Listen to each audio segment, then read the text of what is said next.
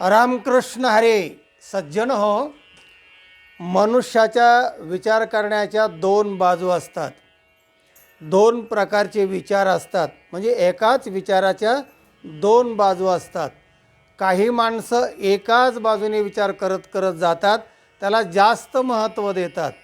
आणि काही माणसं दुसऱ्या विचाराला, त्यालाच आपण म्हणतो सकारात्मक विचार आणि नकारात्मक विचार. म्हणजे सकारात्मक विचार कसे असतात? हो, ठीक आहे आणि नाही, म्हणजे हे बरोबर नाही, ते बरोबर नाही, असा नेहमी नकारात्मक विचार जो असतो तो थोडा धोक्याचा असतो. आणि सकारात्मक ठीक आहे.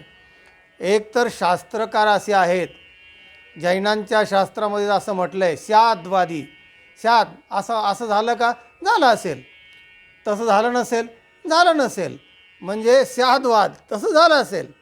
म्हणजे त्याच्यामधून दुःख कमी होतं असा त्याचा अर्थ आहे. म्हणजे विधी आणि निषेध असा दुसरा अर्थ सांगता येईल. चांगलं आणि वाईट, सद आणि असद विचार, ह्याला सकारात्मक विचाराचे फायदे जास्त आहेत असा याचा अर्थ आहे. याच्यावर एक काव्य आहे आणि त्या काव्याला म्हणतात उपदेशपर फटका. ऐका, प्रत्येक मुद्दा फार महत्त्वाचा असतो आणि त्यातला एक तरी मुद्दा आपल्याला उपयोगाचा असू शकतो. ऐका. स्तोते नाही करता आली तरी, निंदा कुणाचे करू नको.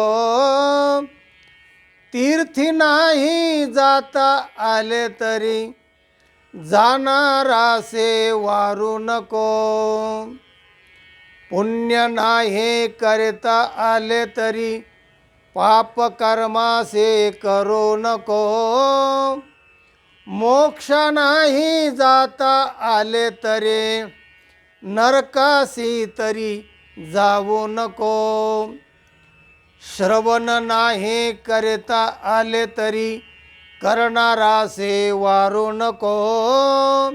सत्संगती केली नाही जरी, कुसंगती तरी करू नको. नको असेल दुःख तुझ जरी, पुण्य कर्मासे सोडू नको. कर्मापासून फळ मिळतसे हे, ध्यानी असू दे विसरू नको. याला उपदेशपर फटका म्हणतात.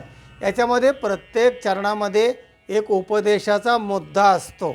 म्हणून माणसाला जर चांगलं नाही करता आलं समजा, तरी वाईट तरी करू नको, असं या सगळ्या व्हिडिओचं तात्पर्य आहे. तेव्हा हे तात्पर्य लक्षात घेऊन आपण सकारात्मक वागावं असा या व्हिडिओचा अर्थ आहे. आणि सकारात्मक वागणं हे जास्त फायद्याचं आहे. सज्जनो, हा व्हिडिओ इतरांना पाठवा, लाईक करा आणि ज्यांनी चॅनलला सबस्क्राईब केलेलं नाही त्यांनी जरूर सबस्क्राईब करा. ज्ञानाचा आनंद घ्या, ज्ञानदान करा. आपलं जीवन समृद्ध होईल, आनंदमय, मंगलमय होईल. रामकृष्ण हरी.